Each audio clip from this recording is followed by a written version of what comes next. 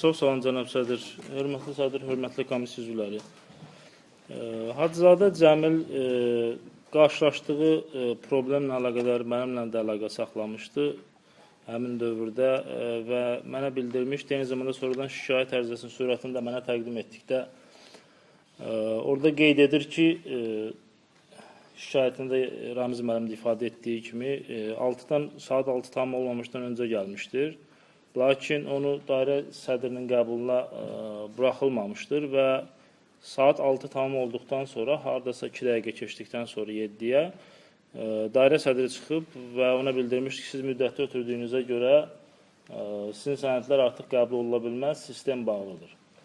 Və eyni zamanda həmin hadisədən sonra Cəmil Hacızadə və digər onun nümayəndələrlə birlikdə akt tərtib etmişdilər və məndə olan məlumata görə şikayət ərizəsində də o aktı əlavə edib göndəriblər.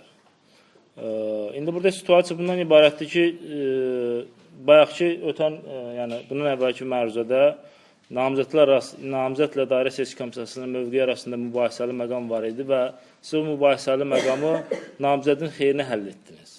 İndi qeyd olunan məqam baxımından dairə seçki komissiyası da akt tərtib edib, iştirakçılar da akt tərtib edib. Siz dairə seçki komissiyasının aktını hüquqi əsas kimi götürürsünüz, amma iştirakçının aktını əsas kimi götürmürsünüz.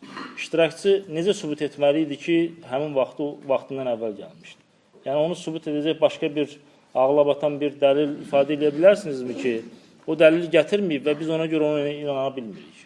Bu məsələnin bir tərəfi. Məsələnin başqa bir tərəfi ondan ibarətdir ki, hörmətli cənab sədr, həmin günü saat 5-ə qalmışdı. Mən yəni bizim iclasda sizdən xahiş etdim ki, Sumqayıtda eyni situasiya baş verib və xahiş edirəm göstəriş verəsiniz ki, sənədləri qəbul olur. Amma çox təəssüflər olsun ki, heç bir nəticəsi olmadı və sənəd qəbul olunmadı.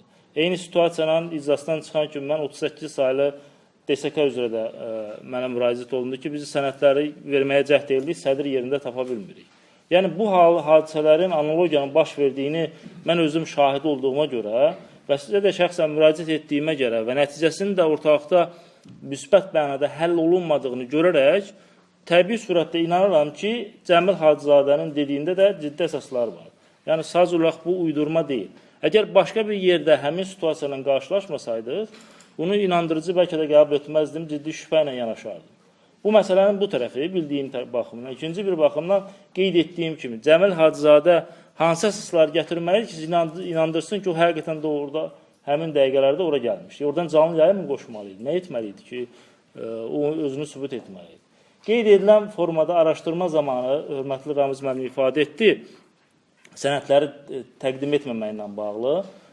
Əgər qərarını onunla əsaslandırsaydı və məhz ona görə onun qeydiyyata almasının məsələsinə baxılması mümkün olmadığını əsaslandırsa, yenə bu bir ağlabatan sayılardır ki, həqiqətən də namizəd sənədlərinə doğrudan da qeyd etdiyi kimi əslini gətirməyibsə, bu əsli olmadığına görə biz onun qeydiyyata alma məsələsinə necə baxa bilərik?